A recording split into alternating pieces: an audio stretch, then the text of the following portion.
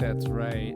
I don't think that goes right. I think it's a little different this time because it's not Ben Garrett in the house. It's Cole Getty. What's up, Cole? What's up, man?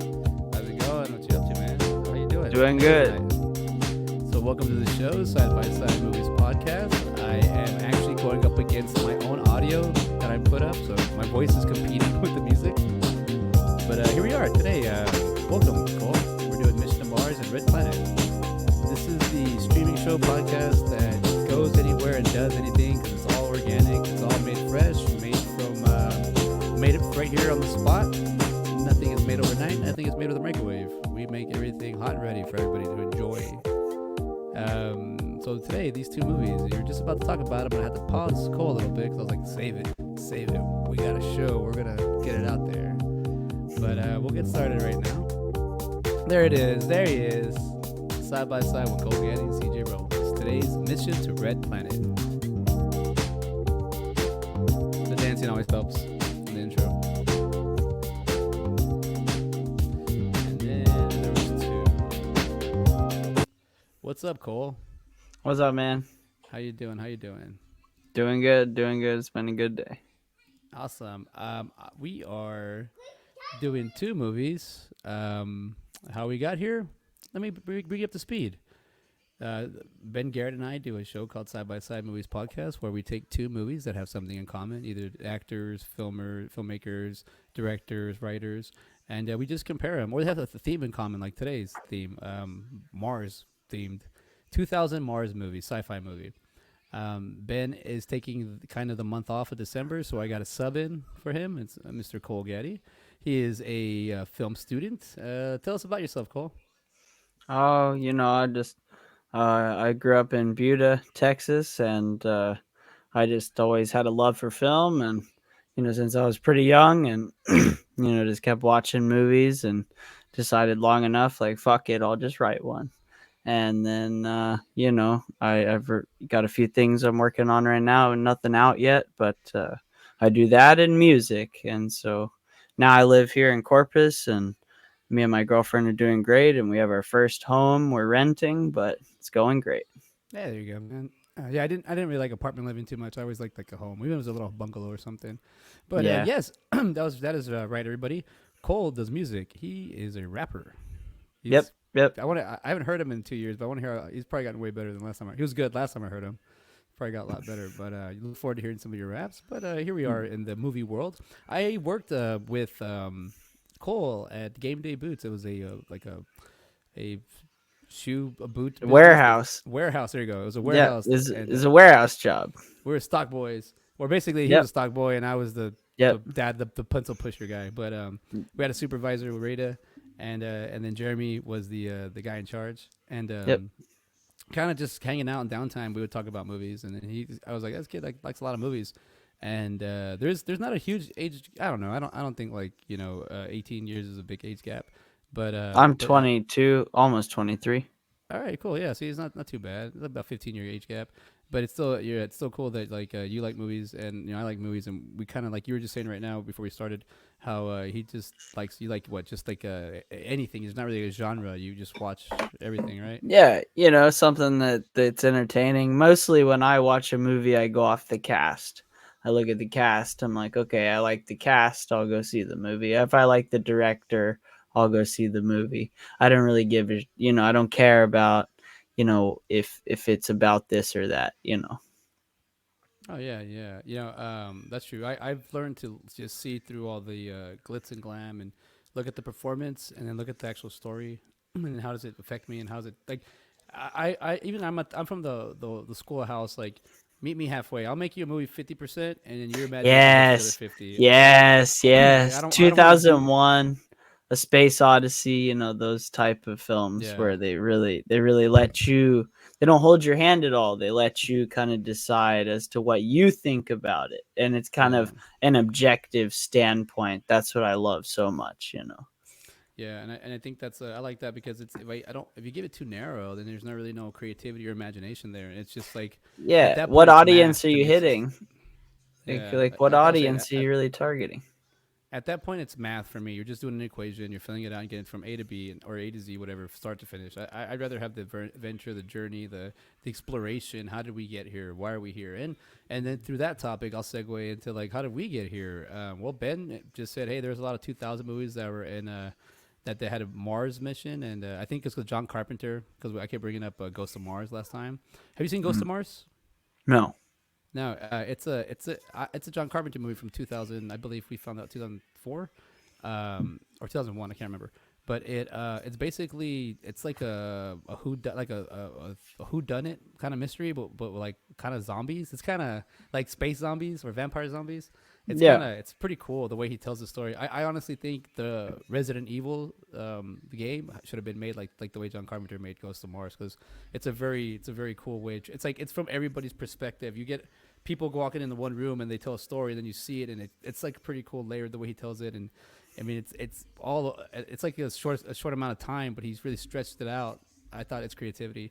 I think that's what I like about movies these days. And as myself as a filmmaker, I like how can I make a shot, or how do I get something? And one thing I'll say, we'll start off with I watched Mission to Mars first. Which one did you watch first? I watched the Val Kilmer The Red Planet. Red Planet first. I did All watch right. Red Planet first. So and it's kind of these were both came out in 2000, so I can see like the what do you call it, like which one to watch first. And I think Mission to Mars came out in March of 2000, and then Red Planet came out like in Yes. August. So Yes. I kind of went by that point too. But I'll say this: comparing Mission to Mars to Red Planet is kind of almost similar, but almost the stories are almost similar, but kind of night and day. Where Red Planet to me feels like an action sci-fi movie, where the characters already up the speed a little bit. They're already like more the suits are what do you call it? Are more advanced. They're leaner. They're thin than the ones from Mission to Mars. The spacesuits are Yeah. like a lot thicker. They're a little more. They're I think, and if I'm not mistaken, they're like the first way. They're the first time they're going to Mars. Where in Red Planet they've been going to, or they've been sending stuff to Mars. They're just more advanced technology or whatnot. It's not like Yeah. Star Trek and Star Wars. It's like still in that first pioneer stage of going into orbit. Yeah, colonization kind of. Colonization. And then that's where they're going to Mars, right, to see if they can make life on another planet. Yeah. What do you think about Yeah. that? Oh, I think it's cool. I think, like, to be honest with you, I think that eventually space travel will be made for the rich and they'll abandon the planet they destroyed. But uh but that'll be probably in the early stages. But no, I think it's cool what they're doing. And I think that I enjoyed the Tim Robbins movie a lot Yeah. more. That one was really good. I really liked it. That one sold me. It had not the Red Planet one was, Val Kilmer's in it, and I like Val Kilmer. Val Kilmer's cool. Yeah. But the movie in and of itself wasn't really like, I at least think, even in the shot differences in the film, when you watch the two, I think there's a lot more attention to detail in the Mission to Mars as Yeah. compared to Red Planet. So these movies, how they have similarities, as in like the Mars mission, the colonization. They both have like at the end. Remember, there's spoilers, everybody. At the end of Mission Yeah. to Mars, you see the alien, and there's their CGI there, and then you have Amy Yeah. in Red Planet. So there's a CGI thing monster there. The Yeah. colonization thing for me, I'm like, it doesn't matter if we go over there. We're human beings. We're still gonna fuck it up. We're still Yeah, gonna mess it yeah, all up. yeah, yeah. Like, I mean, that's the truth of it, is that we're probably just going to go destroy something else that's Yeah. perfectly normal and fine without us there. You know, But they say like if everybody had universal income, like everybody made the same amount of money, but we all had the same habits, eventually the money would go. The rich people that always had that want that money, they're gonna get it, and the poor people are gonna they're gonna go be poor, and there's gonna be it's not instead of thinking everything's gonna be even, it's not. We're human nature. Yeah. You know, like Yeah. it's in us. You know, we're alphas, we're betas, we're people of like of competition. We're competitive. We're weird monkeys, bro. We're weird monkeys. yeah, we have animalistic nature, and I think that to ignore that would be kind of, you know, it would be a sham because of the fact that we do come from, nature in and of itself is, very primal and very animalistic. So to expect anything other from the human race would be silly. Especially right now we can't even we're letting technology as in like communication mess us up. Like this is so simple. Like I'm writing something. It's like imagine if somebody wrote a letter, like Paul Revere, here, give this letter to somebody. It's like they get it and they're like, you're ugly. Oh no, it's like Yeah, it's yeah. the same thing. Like it's If we can't laugh at ourselves, then what's the point? yeah. One thing I did like about the big difference, like I said, I think Red Planet is more like a sci-fi action movie. It has Carrie Ann Moss in it, which is, by the way, I think in 2000 she was killing it because off the top of my head, she's in Red Planet, she's in Matrix, and she's in Yep. Yeah. what's it called, Memento. Yep. So I'm Yeah. like she was like killing it right in the Christopher 2000s. Nolan. Yeah. Oh yeah. That and then, not to mention, I had an issue with Memento when it first came out because I didn't watch it at the theater, so I didn't watch it from the beginning to the end. I watched it like on HBO, and I watched it like three quarters in, so so it ended right, and I was like, okay, Yeah. and then I watched it like second, like two quarters in, and I was like, okay, what the hell? I kept getting confused. I watched it like 6 or 7 times like that, and finally Yeah. I watched it from the beginning to the end. Like somebody told me, like I remember a buddy of mine in high school was like, you gotta like a skater friend. Here's the DVD, give it back to me. But here you go, watch it, bro. And I was like, okay, Yeah. and I watched it from the beginning to end, and I was like, thank you. Like I totally get that movie now. It's so good. Like I think I Yeah. saw it. I was like a sophomore in high school. So when these ones came out, I was a freshman, going to be a sophomore, and I did see both of these movies at the theater. I guess at the time when I was younger, I liked Red Planet more because it had more of that action sci-fi in it. But now as an older, adult with my dad brain, I'll say that Mission to Mars is more of an art piece. There's a Yeah. lot of cool things to it where you even see like that Space Odyssey 2001 Yes. remake. They did that where Gary Sinise is, you see him going to 360. How as a filmmaker, how do I remake that shot? Like damn, that is a crazy shot. Yeah, I Uh, think the only way I could think to remake it would be like to have like a camera sitting stable and then actually have a mechanism that turns, and then you would have to film it in and of the turning of the yeah. mechanism while the camera sat pan and just stilled like that. That's how So I would probably do it. Nightmare on Elm Street, Yes, love the Nightmare blood on scene, Elm Street. the Glenn Johnny Depp death scene. Yes, yeah, where he's That's on the ceiling, but they're yeah. probably So filmed on the floor yeah, and it's then upside flip the down. camera upside Yeah. down. So, but you know what Yeah, happened? You know what they didn't? They didn't realize because this is like pioneer stuff. They forgot that it was water and it runs and there's a light because it's all upside down and there's electrical. So some like 4 or 5 or maybe I think it was like 3 or 4. Sorry, 3 or 4 like the crew members got shocked oh shit. because they were what do you call it? They were all by the water and it got them. I was like, holy crap, that's kind of funny My that they friend, yeah, that is crazy. My friend I in mean, like full. funny in the way that like not like oh it hurt, but like I was like I didn't even think about that. Like I would have I would have done water and electricity too myself. Like just go Yeah, for it.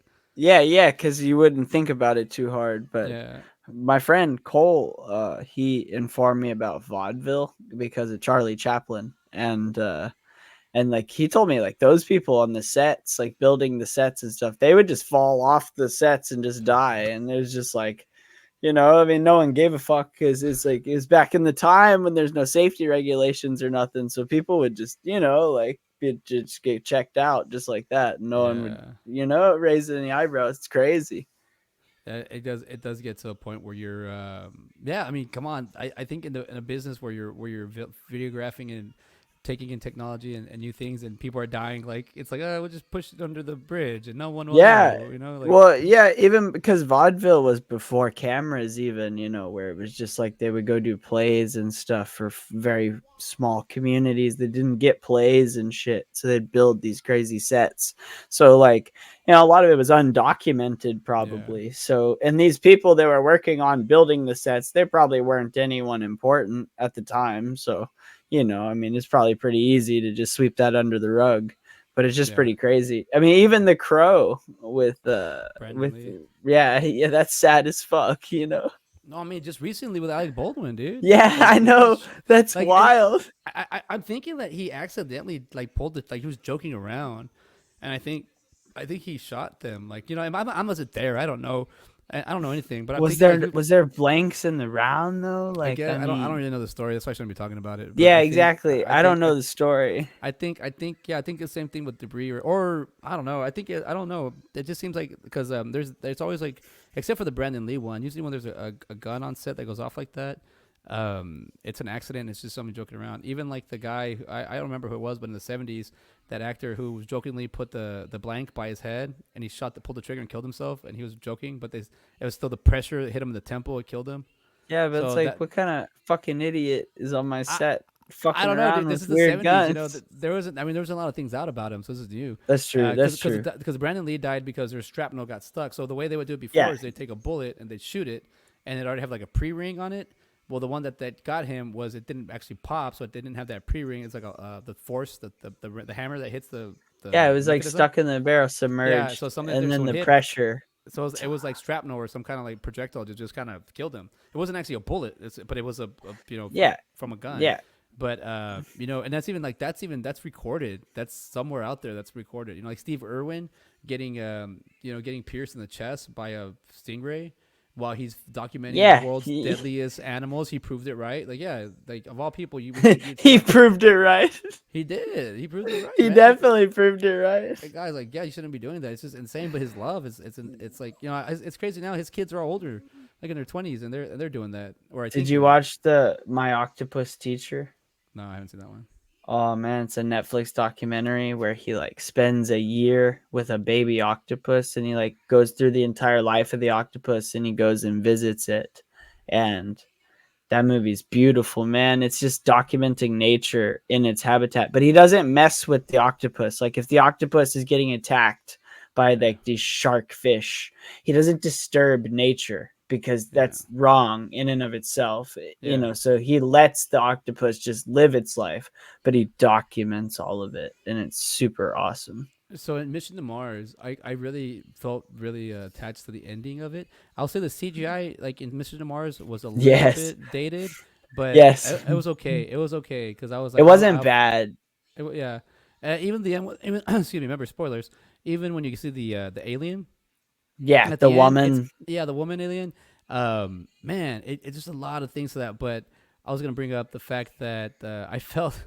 So you saw how like it showed like there it goes. Hey, look, that's Mars. It had like vegetation and water and Yeah. atmosphere, and then something crashed into it, so it turned red. And then you see all the alien ships leaving, and Yeah. the one pod stayed.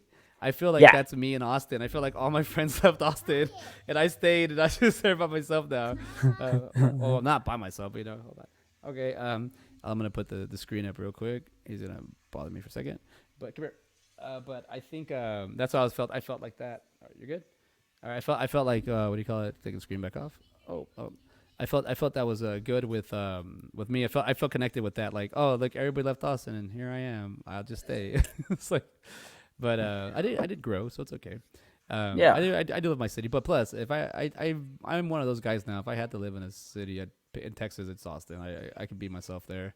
Well, I gotta. Austin's like the new LA. I mean, Yeah, it but will be. that's It will be. it That's is it that's is it is fact. it is it is it is. And But I live in Corpus, but I do concerts in Austin, so it's good because I have shows there. I'm already connected in Austin, so when yeah, LA gets there, it's like, oh, cool, he's already connected to I met Zach Morris and who's that? Mark Paul Gosselaar. He's from Saved by the Bell. Oh, Has a okay. TV show. Grew up watching a kid, and he was talking to me. He almost moved to Austin, so I was like, oh yeah, and he lived in LA. He's been in LA for like a very long Yeah, time. yeah. So I was like, yeah, you're Well, right. their state's on like fucking fire all the time, Oh and yeah, the coast is like encroaching land, and it's like claiming land and shit. So yeah, they're probably gonna move away from there because it's fucked. You know. yeah. It is turning very post-apocalyptic in that area. Yeah. It has like that. I don't know. If you could survive LA, you could survive Mars. No, And then they talk about the LA uses like 4 times the water that they're supposed to. And there's regulations, but they just do it anyway because it's LA and they're just like, yeah, fuck it. But anyway. yeah. Enough of the LAs and the Bs. Um, I'll say that what do you call it? The what was I gonna say about? Oh, whatever. We'll get back to the movies. But Mission to Mars, like even Woody, the Tim Robbins character, even his death was very stoic, very like it's like a man, like I'm taking honor. It's an honor thing, you know. It was sad, dude. I cried. I'm not gonna lie. I was Ah, really upset when Woody died, and I was like, because he's like looking at his wife, and he just does it, and I was like, man, I was thinking about like, if I was in that situation, I'm like, man, that's fucked up, but he had to do it, and it was like, well, she and doesn't the keep trying, and then he says it. He says it. You're gonna keep coming, and someone else is gonna die, and it's gonna turn into like a chain. yeah, Uh, exactly. He was being rational about it. Yeah, and honestly, the one thing I want to say about like we'll even get to Brian De Palma up, but I'll say this: the movie Mission to Mars, it shows the characters, the actors. The characters show no emotion. They're very like tech driven, very analytic, and this is 2000. And one thing, the only part you actually do see that is the only part you actually do see where there is a lot of emotion is that scene where Terry shoots the grappling hook to try to get Woody. Like, but the whole time I'm like, why are you? She's like knew what to do. She should have just done it. Like she's waited too long. Like he was Yeah, floating while they were thinking. I'm like, ah. But yeah, like it's even like it's a really good little venture. Like even the like it says what June 6th, 2020. So they're like, yeah, well, now it's yeah, the past for us, but that's pretty cool, yeah, huh? Like there was like they was talking about that. They brought up Flash Gordon, which was they all had that little rocket ship. Like for us, yeah, it'd be like for me, it'd be like Futurama, the little yeah, Futurama yeah. delivery. But I think it's like the same thing. But I think that's so cool how they thought like that in the like for the future. It's like Like it's like the thing on the pizza truck in Toy Story 1, the little rocket ship on that's the true. That's Toy true. Story truck. Yeah. I even like the what do you call it the Isuzu, that car, that spaceship looking car that Gary Sinise shows up in. His name's Yeah, Phil. yeah, yeah. Yeah. I'm sorry, Jim. His name's Jim. And they're Um, telling him he can't go to space cuz the captain doesn't trust him. He's like, "Oh, he's unstable. I can't." He's like, "Dude, he lost his fucking wife." yeah, and he tells him, but it's like left. That was a big deal. Left seat, left seat. Like that's a big deal for them, and it's kind of like a little like they're and it the way they say it. Like we don't know how this is gonna work. There's three captains. Like it's true. Like you get the thing about Mission to Mars too. You actually do get to connect with the characters a little bit, and you even find yeah. out like the at the beginning when the like it makes sense the three guys that die or the three people like Renee. I forgot the other person's name, and then like Nick. Like I totally forget about that character, but it's because he's trying to get laid in the beginning of the movie. And then Yeah, and the yeah. next scene, he's just in there, and then he gets ripped apart. Like you get to see his death. Yeah, I love how it's PG. It's rated PG, but Oh, it that's what I has wanted to people say. like ripped to death, And he's got a right? rock going to someone's face, like impales Yeah, him. yeah, And yeah. then, I then was like, whoa. there's three major deaths in that. There's the rock in the face, which is a good kill, and actually Nick's torn apart, which is really badass. And then Tim Woody's pulls off the He's like mask. frozen to death, cryo frozen. Yeah, and yeah, but in his Hey, at defense, least Don Cheadle didn't die. I know, right? Well, put it this way: if you're Woody and you had to pick, would you either burn up in atmosphere or would you just do that frozen death? Like, Well, I feel like the frozen death was much quicker, yeah, but I don't know for sure. I mean, I don't know how quick the atmosphere will take you. I mean, because you're like you'd be like a speck in the it yeah, just yeah, it would be like nothingness. But I yeah. mean, he just said fuck it because he didn't want his wife to come after him. But I'm saying like he also made a decision like, hey, He I'd rather did. die this way than that way. I felt like it was pretty quick. It looked like it was pretty quick. Yeah, that had to suck. Even like in Red Planet where they're just there like like they're like you're in the spacesuit and finally they decide to just take off the helmet like, hey, I can breathe. It's like oh Yeah, the scientific inaccuracy of that movie is ridiculous. They're like, yeah, we're firing algae at the planet, and it's creating oxygen, that's and true. Uh, and then they're like, oh yeah, we can breathe, but there's no way in hell they could breathe. let me tell you And this, and this is what I love about movies. That's a movie. I don't care what you go with it. Go anywhere you want. I'll believe you.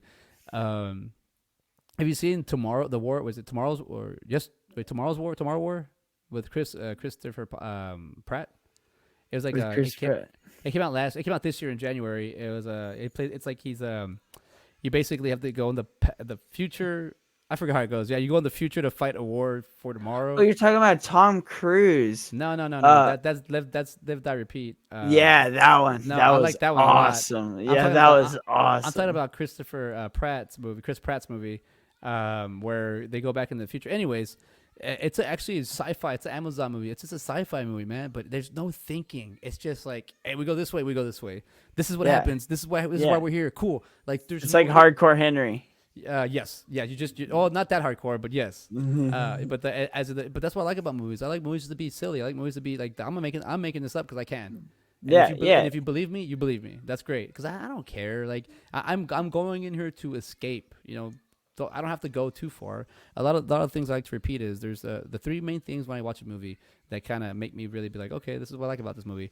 If it connects with me, can I connect with it? Can I grow with it? Is it something about my past? Is it something reflection?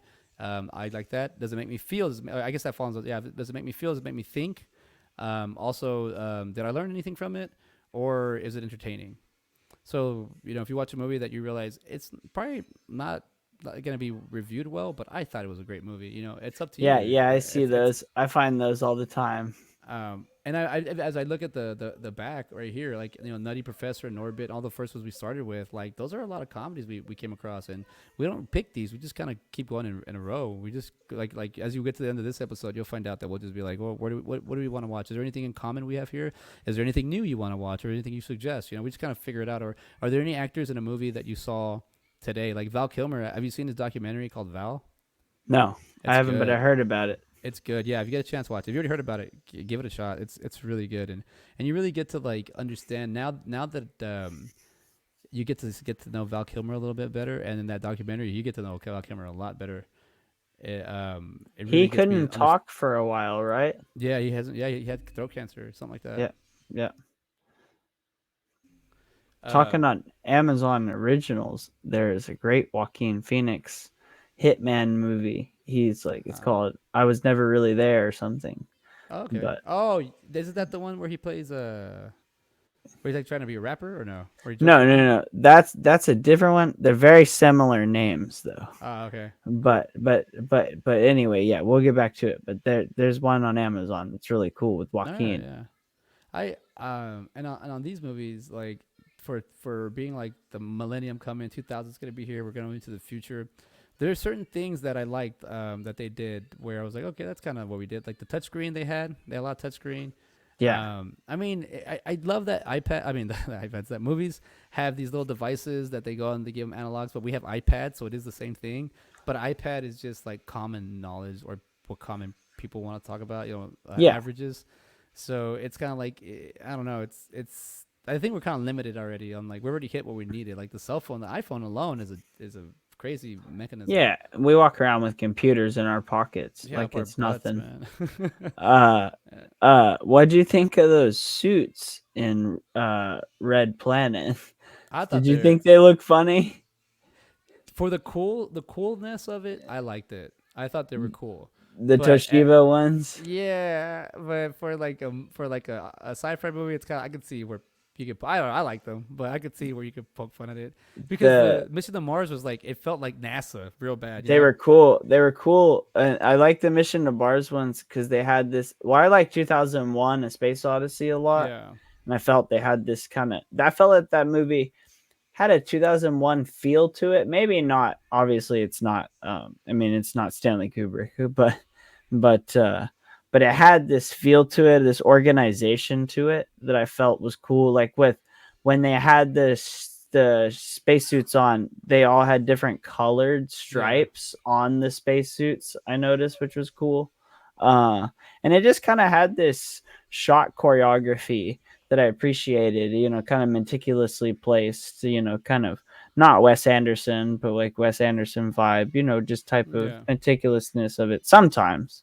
But yeah, I appreciated that in the costume design and also the shot placement. I think for like that movie, I mean it's aged well. 2001: Space Odyssey, and Oh, I think these movies other than the little sci-fi. I mean, for Mission to Mars for sure. Other than the little sci-fi glitches at the end, I think it's a well shot movie. I thought it's great. You actually feel like you're on Mars. Yeah, You actually get there, and even like so you see that you lose the Woody character, and on the way like it's kind of weird, right? You go rescue someone, but you give one up to get one. It's kind of you yeah, know. We had Chantalis, played by Terrence Stamp.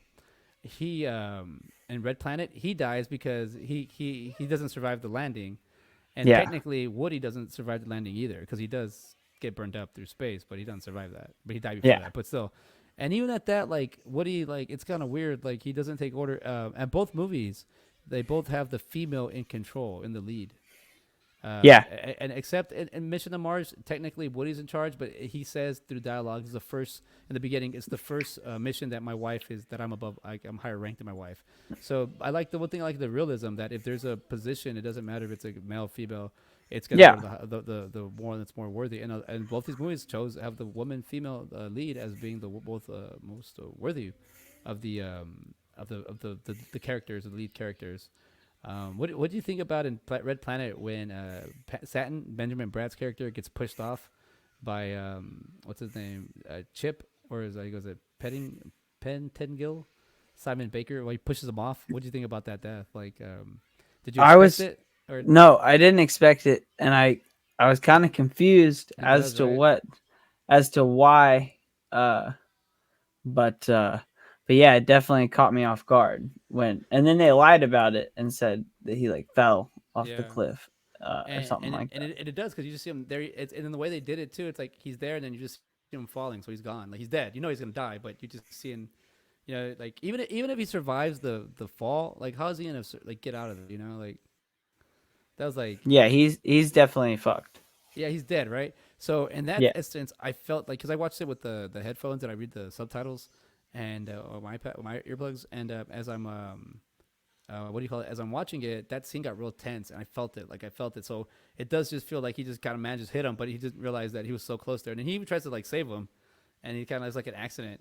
And then there's a part where they're in the I guess the cave, and Tom Sizemore's character Burchinell, he kind of tells him I don't trust him, and he's like, you think I killed him?" Like it's like he kind of like blatantly like just says it. Well, I didn't do it. It's like, wait, we're not even talking about yeah, that. I didn't where push him it's off. like, We yeah, didn't get in yeah, a hey, fight. hey, I didn't do anything. Right? He's just like, "How's your day In going?" "I'm case doing you're good." Yeah, wondering. it's like he's like, "How are you doing?" "I'm doing well." "Do you want to go eat breakfast?" "Yeah." And the other guy's like, "Hey man, it's not like I got in a fight with him and he pissed me off and I pushed him and the puppet on the head and he fell off by accident. It's not that happened." Like he says like Hey, hey, exactly. that, yeah, that, who's to say? Yeah, I think for the most part, like that death is it's a weird one, but I get it. Like you're about he's about to die too. He thinks he's about to die. You know, he thinks he's Yeah. about to go, and that actor, I think he went on to play something. Simon Baker, what was he? He Is that played what like happened? He was scared and he pushed him like on accident? yeah, I think because the tension's there, and I think he pissed him off. And I Oh, think the okay. fact that he just meant to like punch him, you know, he went to like punch somebody, but he was so close to the ledge, and it's like horrible gravity. I think he fell off, but he's actually the guy, the mentalist. He was on the show. Oh wow, for 2008 to 2015 for 7 years. He The played. thing about the gravity on mission or no I think it's Red Planet. That's Val Kilmer, right? Red Yeah. Planet's Val Kilmer. The problem is they had no gravitational uh they didn't bounce at all. They ran as if it was like planet Earth. They just Oh yeah. ran along the ground. It was like, Well, no, no, no. well, even the rover thing that's popping with the. I was like, damn, that thing did more damage than actually. I thought I was like, oh, they'll be safe. They got the balloons, and it didn't work out like that. I Oh was like, yeah, yeah, that weird balloon thing that they yeah. rolled down the hill. I feel like that did way more damage than it actually did anything else. But I was gonna what else I was gonna bring up. They I had know the there's a dog thing, the dog robot. yeah. Well, that Amy that would suck. That thing like the guerrilla tactics breaks his ribs, so they have to carry him, and then he's gonna play seek and destroy. It's like I do like that Val Kilmer has this like off the hinge but trying to stay together character.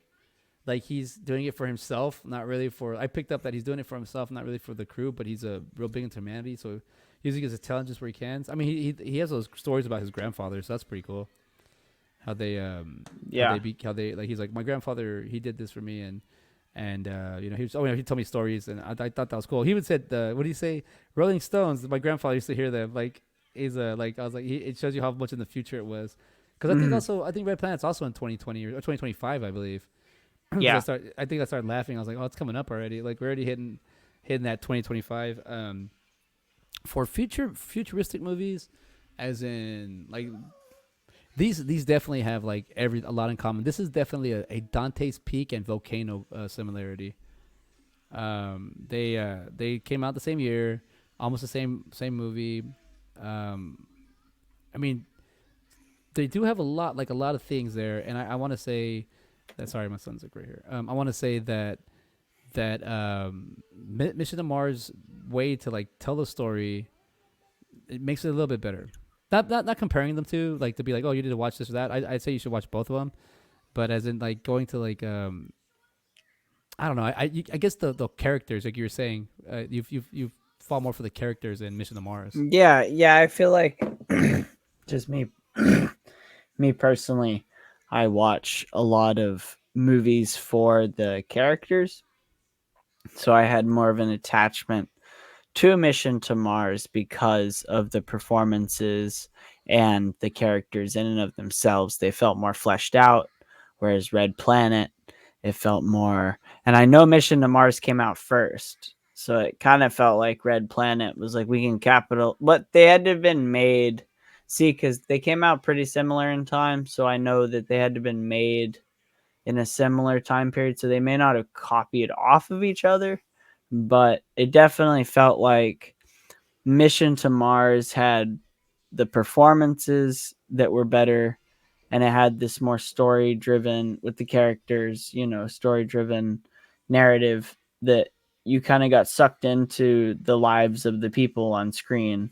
Yeah, And then Red Planet was more, like you said, more actiony and kind of like, yeah, I get Val Kilmer, but for the most part, the film was pretty, just kind of by the numbers, like action space movie. I mean, I really appreciate Alien for what it does oh for yeah, the space, because it's not really an action movie at all. It has a great tension and build up, and it has this, and I felt like even in Mission to Mars, it was more kind of, I don't know, it just had more of a my type of style of filmmaking in it. yeah. So So so I appreciate it. you could say like how Kevin Smith says Clerks is a film and Mallrats is a movie. I could see like this is Mission to Mars is like a film and Red Planet is like a movie. Yeah. Right, in that Yeah, aspect. exactly. The thing about Red Planet is, dude, they fill you in like this. They tell you who the characters are. They tell you what they're doing. They bring you they bring you right away. Where Mission to Mars is literally like an accident. Like they don't mean to be a rescue mission, but it turns into a rescue mission. Yeah. Where Red Planet, their idea is that they're going to go get resources or go see the resources that they sent, like the algae. Or was it no the was it algae? I forgot what they sent. Yeah, they shoot algae. Algae, right? So they shoot it out there, and like that was like they were going for that effect. But I mean, when you write down the story structure of it, I mean, would you consider Amy a creature feature? Would you consider a creature in this movie? Yeah. Yeah, with the alien dog thing. Yeah, Or I not would. alien, the robotic Or, dog thing. but she's like a kind of a, because it's at one point she's kind of there to help, but she doesn't really ever help. It's like a Hal type Yeah, of deal. exterior Hal, Yeah. like where Hal was where you were inside Hal. This is Hal on the outside, like Hal 2.0. Yeah. And oh, that's a good way to put it. Yeah. No, Dave, I'm not going to do that. Come on, Yeah. Hal. I need you to do Hal's something. awesome. Hal's oh man. 2001, I could go all day. It is funny how I do notice that a lot of younger filmmakers tend, or like people that like movies, viewers, they like 2001 Space Odyssey like a lot. Mm. And I think it's because a lot of people, we had so many movies out now that you could pick whatever you want, and then when you watch something like, it's like a masterpiece, it's like a classic. So Yeah. it's like when you watch it, you're like, man, this is it really takes you there, like you really It believe it. feels it feels very epic in scope when you watch that Oh yeah, film, and I think it's bombastic in its soundtrack, and I think that it's just audacious in its delivery of storytelling, and and just like any Kubrick film that exists, it has this grandiose feel to it. Uh, I find it interesting that he could pull better CGI in what I think when I think 68 is when 2001 came out. I think it's 1968. It's technically it's not a CGI because that wasn't created by the. I would say that it's a more in-shot cameras. More. Hold on. Sorry. Can you take the wheel? Just kind of talk about the. I think a thought or something about the movie. I need to go get him something to drink real quick. He wants some water. Sure thing. Yeah. But yeah, I think yeah, Mission to Mars was really good. I appreciated it as a film, and I like the acting and the directing. Both the films were about the same length, but I don't know. Red Planet felt so just kind of uninteresting to watch. I don't know. It had a lot of tropes in it. Very, I don't know if camp is the right word, but it wasn't. It didn't feel as set up as Mission to Mars. But anyway, and I think the acting performances were better in Mission to Mars. And I'm back. Sorry about that. Yeah. Sorry. I'm at the mercy of my half mini me or what.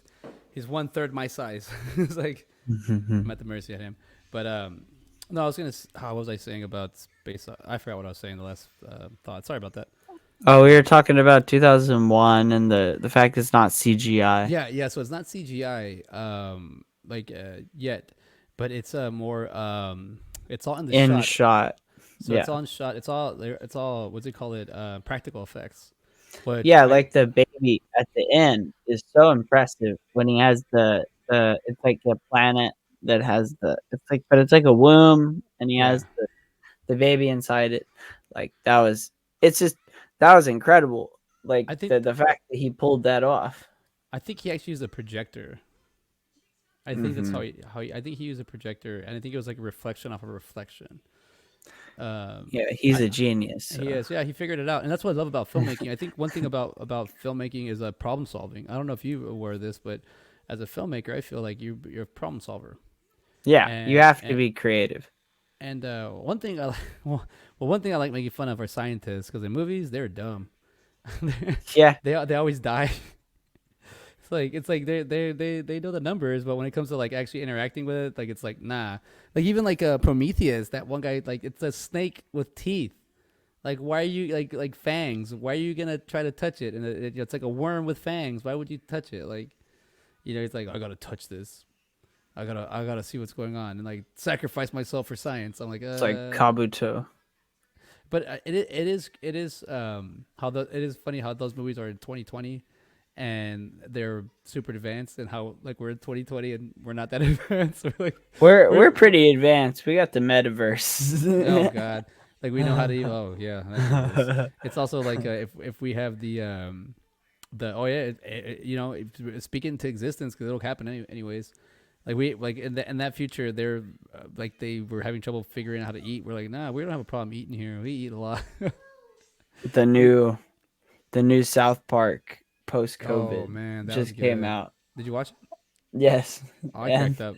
I I cracked up. love we are in the future. They always remind you that they're in the, and then there's like that one part where he's like, well, who is it that's not vaccinated? And then he's like, we can't tell you because we can't go against other people's beliefs. He's like, oh, I hate the future. Yeah. Yeah, I hate the future. Oh, we're in the future. Yeah, yeah, yeah. Doorbell. Yeah, Ding. Yeah, yeah, yeah, yeah. yeah. And then he goes, They I get eat it. I get it. bugs. They Yeah. eat Okay. So bugs. that's like, yeah, now we just realized we don't need to eat meat, that we get the proteins from bugs. Like, if South Park did it, then someone's gonna And pull it then up. Someone's and gonna then freaking Cartman being a try. Jew. Jew. He's a He's not only a Jew, he's a rabbi. He He's a took it like rabbi. he went. I was trying to But see. he definitely did it just to fucking piss off Kyle. Like at the end of the episode when he like has that smirk on his face, you know damn It's well he working. did it like just for Kyle. Man, dude, I was trying. I liked how they made everybody just look normal. Like I'm Clyde, and they're all like fat and like look. It's like I thought it was funny how Scott Malkinson wanted to be remembered. like, shit, I was back. Yeah, and he goes, Scott Malkinson. Oh, he remembered me. Like He insulted him. And, he insults him. And my favorite part was like, hey, I know people like that. Like I'm known for something. What are you known for? Having a lisp. That's all you're known for. Yeah, I have a lisp. That's all you're known for from high school. Like. That's funny. Like, I'm not saying you gotta be like super famous or popular in high school. I just think it's funny how that guy's like, I'm Scott Malkinson. I have diabetes. There you go, diabetes. He has a list of diabetes. That's all. He's got two things that like are going against him, but we know him like that. I love I love Jimmy Valmer where he's like, man, I just Ubered with an Asian driver and talk about excellent service. Yeah. All his jokes. Yeah, all his jokes. Right? Well, I just got a Polish haircut and talk about a great result at an affordable price. It's just funny. Jimmy Fallon, Jimmy Kimmel, and Jimmy Valmer. Like yeah, it's like the Jimmys. Hey guys. What a terrific audience. Yeah, it's like it was perfect. Like it's just it seems like that. Like they're putting us in boxes. And this one thing I did see in Mission to Mars, like I was like, oh, of course they're putting us in a tube. When they put Jim at the end, they put him in that tube with water. I was like, of course they put us in a tube. That's what they want us in, tubes. Oh yeah, that was interesting when he like ventured off and it felt very 2001, where he had ventured off with this alien species, just like the main character in 2001, where he goes into that room and he's sitting in there and he like ages and then he's reborn into something different. It felt very similar in Mission to Mars when he decided to abandon his space crew and go with the alien race. And he was just like, his wife was dead. I would go, I'd be like, fuck it. Mine as well. There's nothing else for me here. But that was cool when he did do that. So this is a Brian De Palma movie, man. He's been making movies talking about like 1960. His first movie was a short called Icarus. Man, he's made some movies. Flew Too Close to the Sun, Icarus. Yeah, Icarus. That's a good story. Let's see. Let's see the first movie. The Untouchables. Wise Guys. He's joking. Wise Guys, 1986. What is this about? Oh yeah, Danny DeVito, Joe Piscopo. Yeah, wise guy, huh? Yeah, I'm watching The Sopranos for the first time. Oh, what do you think, man? I'm right in season 2. I don't know. I've always thought Breaking Bad is like the best show of all time, but I think The Sopranos it's coming right up there with it, man. The Sopranos goes fucking hard, man. It does. I do like Sopranos. I like what's his name? Junior. He's all scared because he eats pussy, and he doesn't want people to know, and he's worried about it. Oh yeah, it's really weird. Like yeah, dude, it's a different type of mindset. It's because it's in the 2000s, like right when these movies were made. It's in that 1999. Early 2000s, and that was a weird time. I was young. I was born in 99, so I mean that was the time when I was like really growing up, but like that was a very strange time, I think, for America and for the world, and I think very few people acknowledge it. But the fact that The Sopranos was made in that time, it is very cool to watch it now. And you're like, what the fuck? It's like watching Desperate Housewives. Yeah. There was like a speaking of that show, there was like a sense of like in Red Planet when Senton and Chip are talking about how many people hit your website last night. 500,000. How many you? 432. With my mom, I was like, this guy. Oh, social media. They're kind of talking about social media there. Yeah, that is crazy. And then like for I was 15 in 1999. So to me, I don't know. I've always been. I guess my dad does take a lot of pride. He always gave me technology. He always made sure like I was computer savvy, or at least knew how to run a computer, or like me, like I learned how to do all this stuff. It's just my dad always has pride in that. But I didn't realize that in 2000 they really like society really wanted to advance. I mean, if you think about it, with 6 years later, 7 years later, there's an iPhone, and then you just add a little bit more time, like 3 more years, 2010. Now you really have like a piece of hardware in your hand. Now we're all connected. Now they check in on us. They can go through our shit. It's like, it's Mm-hmm. insane. I always make fun of that. Like when you have iPhone, right? Yeah, yeah. And you and you, iPhone and, 8 you, and you'll Plus. and you'll get like you'll get a message that says, "Hey, here's some memories here," and there's a video made. Do you ever see that? Yeah, where it plays the music. Yeah, there's no damn computer AI that's so people are going through their phone and editing movies. They're going through our pictures. I'm just saying that this is if we're going down conspiracy alley, I'll just say in these movies kind of stuff. They do that because there's no way have those videos the way they're edited. I'm like, there's a human thought to this, and then I have a way to prove it, but it's part of my stand up bit, so I can't say it. But once I say it, I'll let you know about it.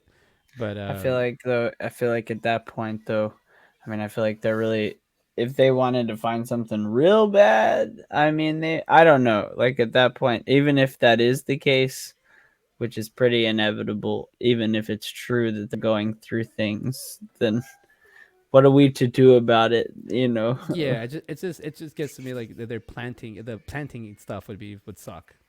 That they Oh just yeah, like the they Matrix. Yeah, yeah. if we want to get into that route, recently watched The Matrix, and I haven't seen it since I was young, and I did not understand it when I was young.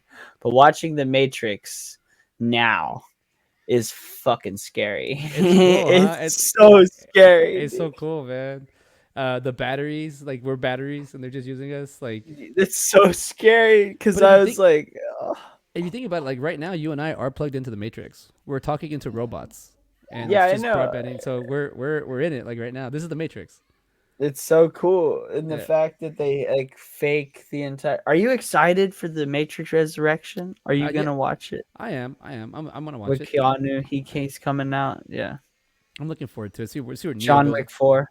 John Wick 4 is coming out. Oh, we did John Wick. Man, I gotta Oh, say, I missed it. I love John Wick, John dude. Wick. I didn't. I first time because what messed me up was, dude, I showed up late or it started early or something, so I didn't watch the first like 10 minutes of the movie. So I didn't know that. I just saw John Wick killing people. I didn't get the backstory, so I was like, all right, that's a Of pretty cool the movie. dog. Yeah, Yeah. because like so I had to kind of I remember from the commercial that it was the trailer that it was a dog, but I didn't actually see it in the movie, so I didn't relate. I didn't connect it. And then once I saw it, I was like, "This is a badass movie." You know what? Like John Wick is like this version of Mission to Mars, where, like I said, it's a painting. It's like they take its time to show things and make it look as Yeah. as, as natural as it could be.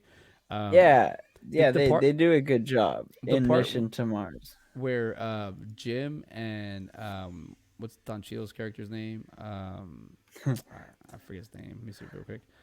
Where Jim, because they see each other, and Luke, and Luke is freaking out, and he even tries to like hit him with that like that axe Oh, or that that was that awesome. That so was so awesome when he's so been there for like a fucking year yeah and he so I has all the greenhouse going on. I mean it's even like in the movie Martian. Have you seen that one? The Ridley Yeah, Scott The movie. Yeah, Martian. they did that in that movie. That's what 2015, 2016. They did in that That's movie Matt where Damon, right? Matt Damon. That's where they did the what do you call it?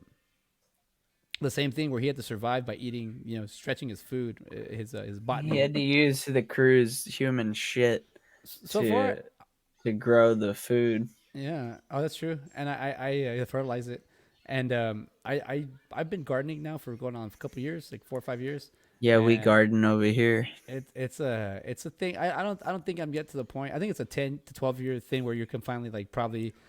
I've been doing it. You do it where you can just get seeds and understand how to grow them or try to keep things going. Because right now I'm still in the. I can grow it. I can harvest it, but I don't know how to do it like regenerate it. I mean I can do a little Oh, bit, but my second crop comes back on its own. So I just leave the seeds alone. They'll come back.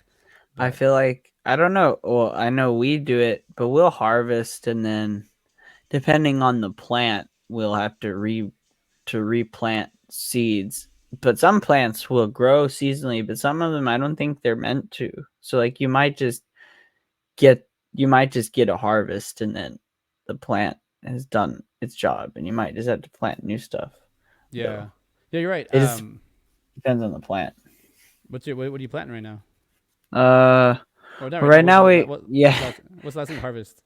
Well, we harvested this huge cucumber recently. Oh It yeah. was like that What big. one It cucumber? was yeah, it was ridiculously big. We had like left our cucumber to just grow by itself, like wild, and I came back, and it's just a picture. Like I, I don't know how to explain it in length because it's hard. It was like a picture like maybe like 16 inches tall, and then but huge and fat. Not like watermelon size yeah. fat, but like still though like a considerably it was ridiculously big to be a cucumber. It Did you eat didn't it? look like a cucumber.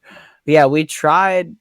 It was a little too sour, Yeah, so I but think it probably turned because when my cucumbers when they get a certain weight they'll turn like white or something and they get gross. yeah, So you could keep it going, it'll keep growing, but if you pull it off and try to eat it, it's not worth it. yeah, it Uh, wasn't worth anything really. I like cucumbers a lot, and I'll say that my favorite ones are the pickled cucumbers, the little guys. Yeah, I like yeah, those. I like those. They're awesome. You take them off. I just take them off the vine and wash them and just crunch down them like an apple. Just yeah. like I've that. been fishing a lot recently. I caught like two 45-inch redfish Oh dang. Oh, because you're in last Corpus. few days. Yeah, uh, and we hooked a shark, but it Oh, broke the metal line. So, was it hard to? but Was that hard at first to? it wasn't me who hooked it. My friend's dad was here, uh, and him and his dad came, and so I went fishing with them, because they were down, and his dad caught it, but it broke the line sadly. But Oh, but we hooked a shark, but we caught those two huge redfish, and I caught a flounder, which was really cool, and we cooked and ate it like right there, and it was delicious. yeah, dude. I love That was cooking cool. fish, man. I mean, I get it from HEB, so it's the best I can do right now. But I do like getting a whole fish and kicking it. Like I like Yeah, I going mean, a little bit farther. I wanna, I gotta get back. I'm gonna do more fishing because I love fishing. It's a good time. Good time the R&R racks and I always think of how scary it is that there's like lakes and stuff on other planets, and like if you went swimming in there, like what animal, like I've heard of lakes on planets like that are bigger than our entire oceans and deeper and stuff. So like I just imagine what creatures would live in those places. dude. I don't even go in that Gulf. I don't like touching that water. Like Like when I was a yeah, it's scary. I wear Keens. I wear my Keens, like my like sandal, like strap on shoes when I yeah. go into the ocean because I don't want to step on some shit. No, man, My I've had some experiences as a kid where I stepped on like animals in there. Like I don't know what I stepped on. Like I think one time I've been stuck my hand my hand stingray. my hip my heel. I probably was. I stepped down and I went in the mouth of something and I pulled it out real fast and it just freaked me out. And I was like in sixth grade, like 96, 97. That was like the last time Jesus. that was the last time I went to the water. I was like, I just don't do it. Like when I lived in California, I would go to the beach all the time, but I dip my toes in, but I don't go waist deep. It's not worth it for me. I don't have Yeah, any urge. I don't have any urge to go into the ocean. Like I I don't care. I'll go in the ocean. I don't go very often to the beach, but I like to fish. Fishing's cool. Do Uh you like to get in the water and throw no, or fuck that. I'll go to the pier. okay.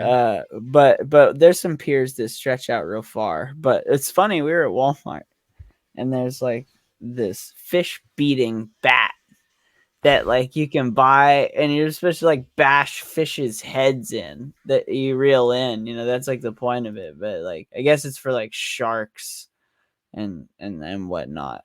But Walmart fishing section, but only in Corpus. That's the thing. What's cool about Corpus is like there's nothing to do here, so they encourage fishing.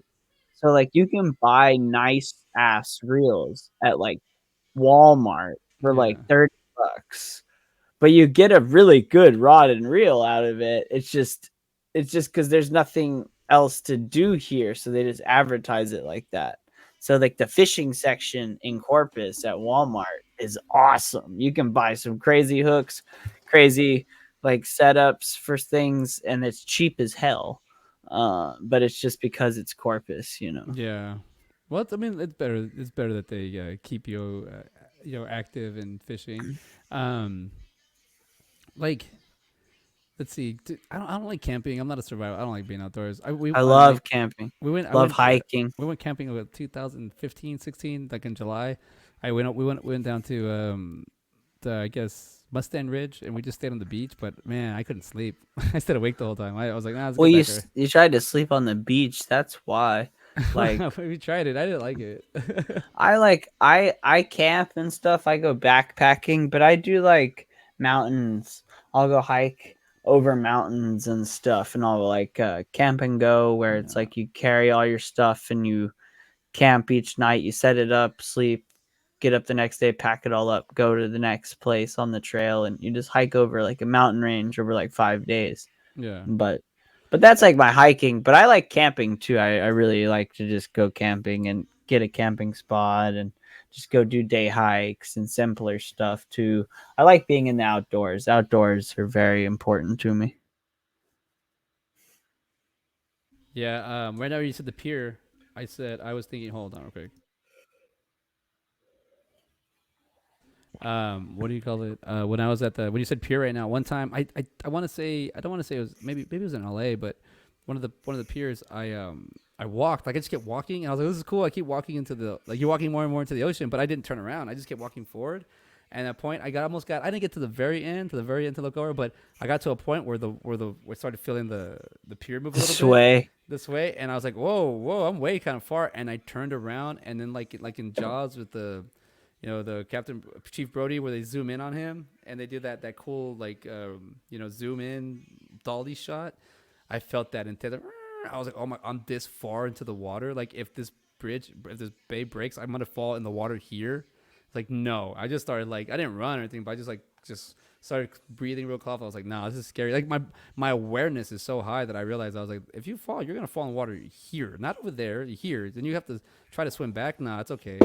I was like, I don't like that. It was a weird feeling. I did that 2013 or 2000 maybe 2012, but I was like, I did that by accident. I was like, oh, never again. Because some people look like will climb things, and then before you know it, they'll get to a point where they're like, oh, I gotta go back down.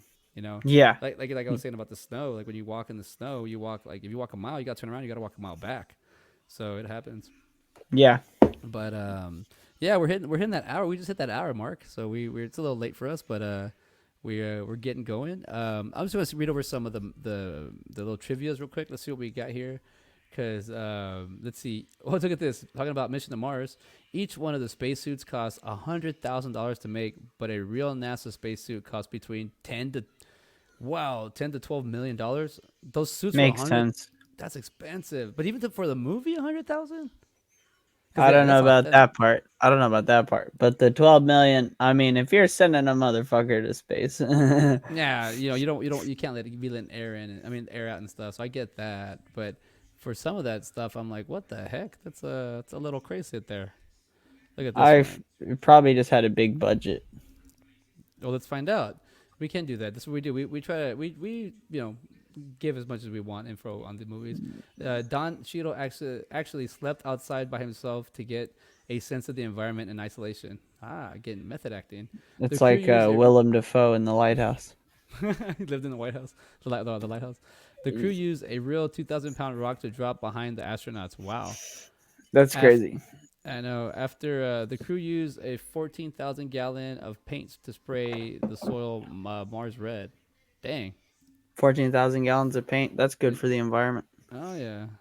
Let's see. The 1985 astronauts really did drink soda in space as part of experiment. So there was a little product placement there with Oh Dr yeah, Pepper. yeah. I wanted to mention the Dr. Pepper. Uh, Yeah, that was goofy. That was real goofy. and the Dude, fact the that blood spray though. The zero G blood spray in Mission to Mars was sick. He just like when he gets the hand, it goes to his that hand. was fucked up, man. When he just like it's like bam, and then it's like, oh man. And that's the thing about that movie, like the way it's written, because every time something seems kind of like it's going the right way, it's boom, it knocks you, it's something bad. Because even like the Van Halen dance the night, that's a beautiful scene. They basically play the whole song. They basically Yeah, I play the like whole that. Van I Halen like song, that part. and then the next thing is they get blown up. Like he was supposed to go check the rest of the ship, and they told him not to. It's like they don't do. I guess they don't do his job. I don't know. Then you wouldn't have a movie then. But, you know what I mean. It said Jerry O'Connell loved wearing the spacesuit on set. I feel like a superhero. He just stayed in it. To create the illusion of weight loss, Brian De Palma kept the camera moving. That's what I was gonna say. It did. There was that scene where it does feel like you're gliding. You do feel like you're going in the at zero G's yourself.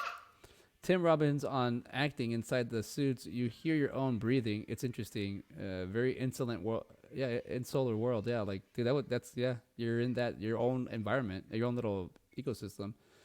In the movie, Luke's spacesuit becomes dirty. They didn't use actual space suit material, Teflon, because it doesn't ever look dirty. Gary Sinise took the All American role because he just played a bad guy in Reindeer Games. Oh, that's right. Ben Affleck. It says the movie takes place in 2020. The film, so we know that. It says Jerry O'Connell took this role because he studied Brian De Palma movies in film school. Like that's another thing because I don't know if you're familiar with Jerry O'Connell. He was kind of like kind of plays a little bit meathead kind of characters in movies, and kind of plays a little like a kind of like a frat guy at some points or like a dumb guy. But then this movie he's an astronaut, so it's like he's like really smart and he plays it off. I thought he did a real good job, and now he plays the Which lawyer. character? Which character was he? He was the guy who gets the what's his name, Phil, the guy that gets the rock shot through his hand, which Oh, by the okay. way it almost got to his face too. Tim Robbins and Connie Nielsen had 35 feet of space to dance, more than in any actual spacecraft. Ooh, that's pretty cool. So they actually were up in the zero G's. As of 2020, this is the last major Hollywood film, the film directed by Brian De Palma. Oh, hmm. So let's see. Well, here we go. The CGI. The communication view screen on Mars Recovery was built by Silicon Graphics, hence the abbreviation logo CGI. So they put a lot of time. This movie costs wowzers. How much do you think this movie costs to make?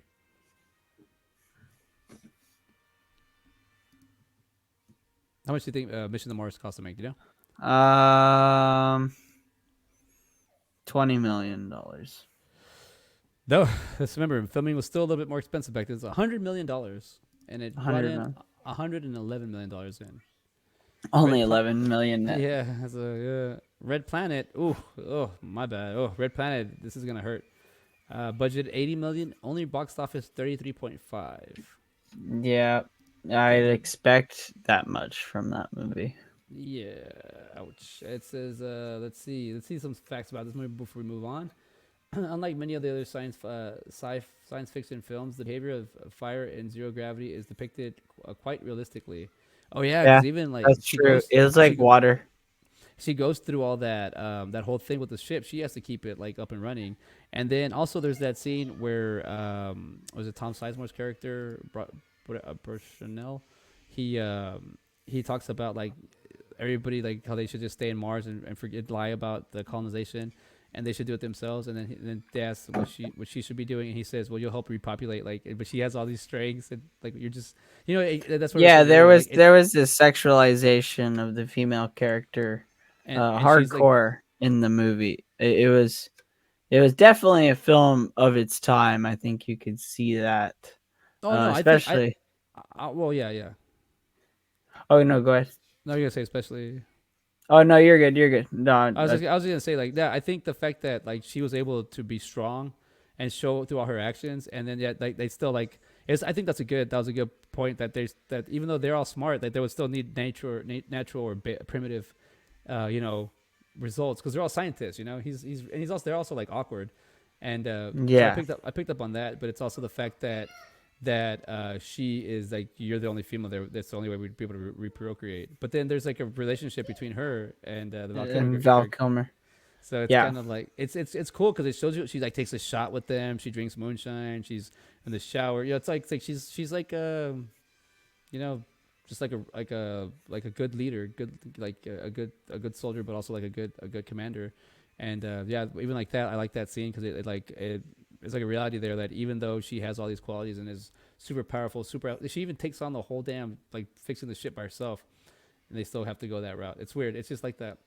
Kate Bowman was named after Dave Bowman, one of the main characters in 2001: Space Odyssey. Oh, so her last name yeah, is the same. yeah. Bowman. Yeah, I remember that. The voice of hold on, Papa. The voice of the spaceship Lucille was created with AT&T's text to speech program. Oh, that's cool. Hold on. Hold on. Hold on.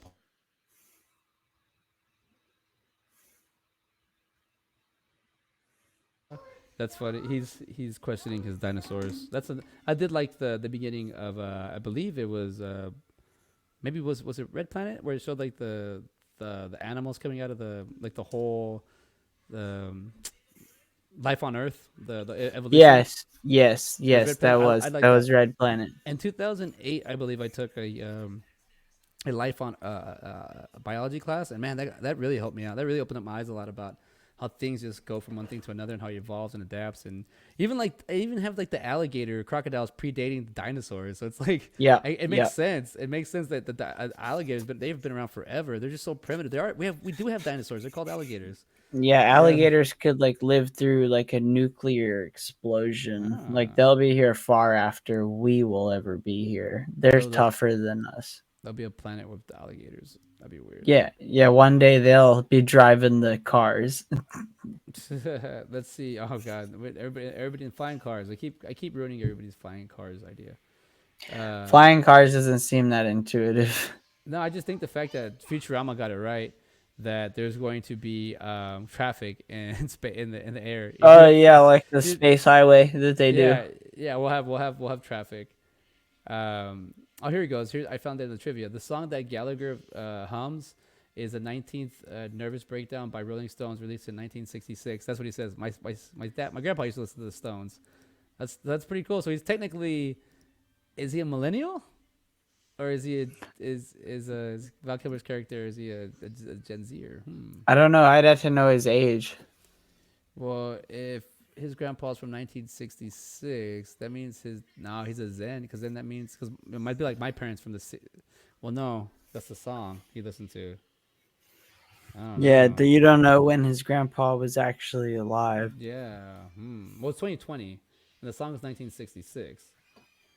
So we just have to just kind of get the middle of it, kind of find it. But there's some math involved. I'll do that later. Only Santan's first name is mentioned in the film. All the rest are found in the DVD extras. That's pretty cool. Val Kilmer and Tom Sizemore were both in Heat. Have you ever seen Heat? Yeah, I like Heat. It's a good one. It's a good one. All right, so we're getting to the end of the show for this. For the first one, we're both running out of steam here. I've already done a podcast earlier today.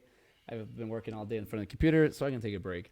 So let's see what the ratings are, and we'll score them ourselves. But first, we're gonna go with the IMDb ratings for Yeah, Mission to Mars, and we'll fire that up. And let's see.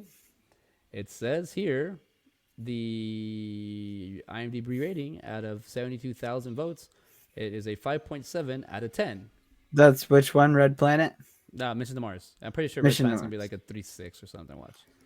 Oh no! Out of They're about the 57,000, same. they're the same. It's Yeah. 5.7, 5.7. That's Yep. crazy. Out of 57,000.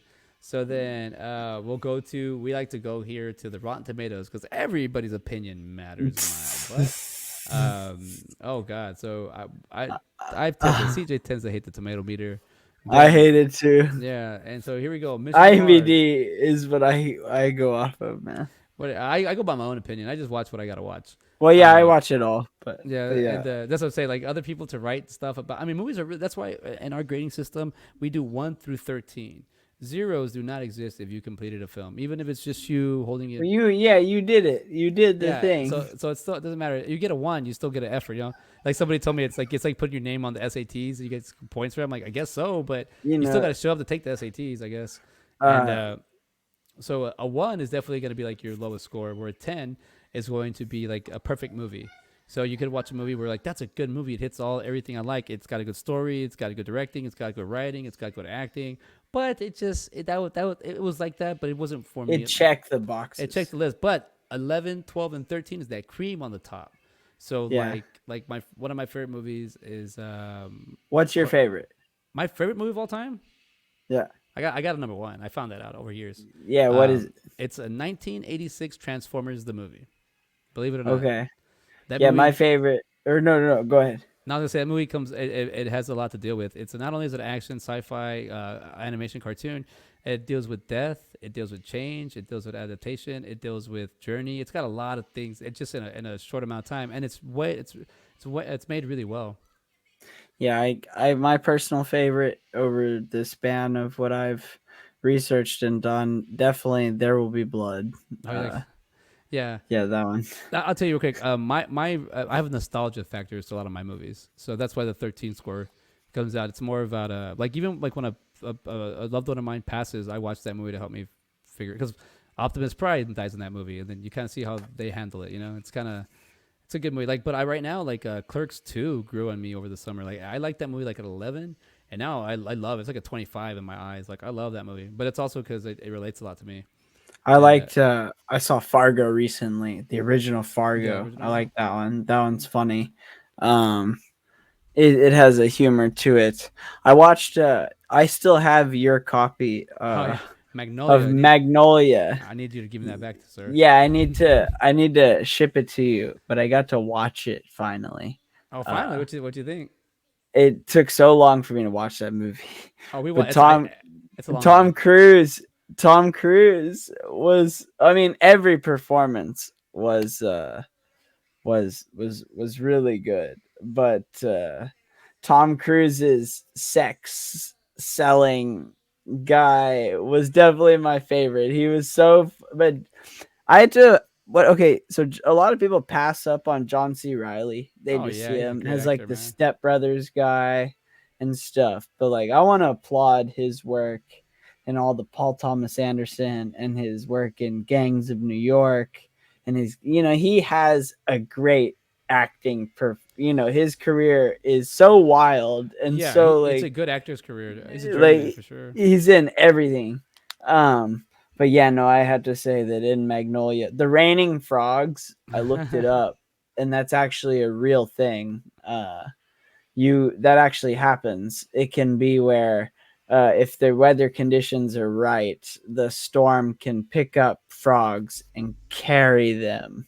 Yeah, Um, in clouds and then rain them down in areas. So he was actually basing it off of scientific, but it's also a biblical thing. yeah, It's in the yeah. Bible, but it's cool. It was crazy. Well, I mean, because that could happen in real life, so I wouldn't Hmm. doubt if somebody saw that and put it in the Bible and be like, "Yes, look, it's real. It happens." But Yeah, I'll say yeah. when you brought up Gangs of New York, man, that Bill the Butcher character by Daniel Day Lewis, Oh yeah. God, it's so despicable. And I've met people like not murderous, but in the way they murder people like society wise, like talk about people or just certain things like that, The like. cleaver in the back The that he back. did. Such a horrible. That's such a getting a man in his back, and even like that, he's not even like just because he doesn't agree with you. Like that scene right there, that one kind of scarred me, like human wise. Like it's also like Lord of the There will be Flies. blood. There will be blood. His performance in There Will Be Yeah, Blood is just so despicable. He's a fucking but it's like beyond evil at that point where he even just like does it. even like in Lord of the Flies, where the kid gets the rock. Like I Yeah, can't see. I can't watch that yeah, again. Like Piggy. yeah, I Yeah, can't watch yeah. that movie. That movie's so hard to watch. That movie's Uh, harsh, man. It's Yeah, like hardcore, so man. we were talking about movies earlier that like that affect me. That one messed me up. Like I'm like I even like I found I out through cried a lot as a kid when I yeah. saw him get his face bashed in with a rock, which is Well, pretty brutal. it's It's brutal. brutal. He like you see him like, and he's just like the sidekick, the lovable guy, and they mess with him. It's like God, dude. Like kids are so messed up. But I That guess was a like I'm from an area that like yeah, like big families help you out, but also if you got to fight, you fight back. And yeah. that movie's kind of like crazy like that. But I don't know. I can't watch those kind of movies. But let's go with the Red Planet rating on Rotten Tomatoes so we can move on to the next episode. Oh my God, really? Really? Red Planet, PG-13. I got a 5.7 on IMDb. On Red Planet on Rotten Tomatoes, it gets PG-13. It's PG-13, 2000 sci-fi, 1 hour 46 minutes. It's got a 14. Damn. Tomato Meter give it a harsh 14. That's pretty low. Hey, And I then mean, it's I agree. I did not like it very much. I don't think a 14 though. That's not No, the CGI is on point. Amy looks great for 2000. It It had looks. some good shots. It got good shots and like I'll cinematography and say whatnot. audience score is a 28. Oh, it's a little bit better, but it doesn't help out. Let's see what the critics' consensus says. Yeah, While the yeah. special effects are impressive, is that? That's true. Okay, The okay, movie okay. suffers from a lack of energy, interesting characters. All right, all right, all right. Yeah. I Okay. agree. Yeah, I yes, okay. All agree. right, I'll go with you right now. I'll go with you on that one. Freaking critics' consensus. I never agree with them. Never. I make sure I don't. The one for Mission to Mars, beauty only goes skin deep in the shallow but visually stunning film. All right, What all right, they all right. give it? What they give it? What they give it? 24. Okay, that's bullshit. It Yeah, deserves more than a yeah. 24. I'll tell you that I much. mean, Yeah. I don't know. Excuse Isn't me. that the same guy that did what's it? What's the one where he has PTSD? Tim Robbins. He's PTSD. Jacob's Ladder. Yeah. Oh, yeah. It's a Yeah. crazy one too. Yeah. Yeah. That's yeah. 24. That's He 14. did he did Shawshank Redemption. He He did. did That's a good one. I mean, he's he, done a lot of really. his career is pretty wild if He you ca- think he about it. he came out in this comedy called Nothing to Lose with Martin Lawrence. I freaking love that movie as a kid. I used to watch it so much. I might watch it right now when we're done. I might go watch it because it's such a great movie. I really did enjoy. I have Prisoners sitting right here with Denis Villeneuve, with Hugh Jackman and Jake Gyllenhaal Jake and Gyllenhaal. Viola Yeah, Davis yeah. and Mary Bello and I have not seen that movie, but I know Terrence about it. Howard. I know Oh about it. yeah, Paul Dano. Paul Dano is. Have you He's got a lot. seen? Have you seen the new cast or the cast for the new Batman movie? No, I haven't. I haven't been paying attention to Batman. I All want right, to, but I'm waiting. we got Paul Dano, Zoe Kravitz, Robert Pattinson. Let's think. The it. Damn it, that's not nearly this. There's so Andy Serkis Andy is Serkis in is in it. it. Uh, who's the guy who played the Lobster? Colin Oh, Farrell Colin Farrell. is in it. Oh, who's he plays Um, Walswold Cobblepot. You know who that is, right? yeah, yeah, The Oswald, yeah, Penguin. yeah. But it's like 2 years into Batman being Batman, so it's like a he's not even Penguin yet. He's just a Uh, mob boss, and uh, Paul Dano plays the Riddler. I, And it looks so good. oh, dude, I've been kind of waiting on this. Andy Serkis plays Alfred. That's pretty badass. Yes, yes. And then who plays Commissioner Gordon? Jeffrey That's Wright. That's gonna be pretty Jeffrey badass. Wright. Yeah, it's gonna be pretty good. Yeah, Dude, John yeah. The Turturro's in this too. yeah the cast is and it's Matt Reeves directing. And hold on. Yeah, dude, this looks like a great. Like, yeah, I can't wait for this. I don't know if they've done a. I haven't seen the latest trailer. I saw the first trailers that came out, and I was like, all right, it's pretty badass. I'll watch that. It I, looks dark. It looks like they're really taking it back to like a very serious. You know what I just watched? I know this is a little off subject, but I want you to. Have you seen Brothers? no, the Jake Gyllenhaal and Tobey Maguire. No, I have not seen that movie. Dude, dude, that one was great. That Toby Maguire, I think, is someone I never realized is an amazing actor, Oh yeah. but his performance in Brothers was so good. It was scary.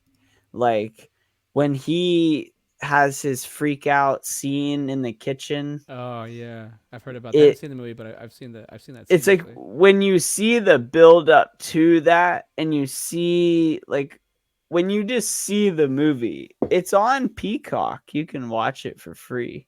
Uh but it just hits so, oh my god, Toby Maguire's performance Yeah, was he's a good was actor, man. He's been around for just a while too.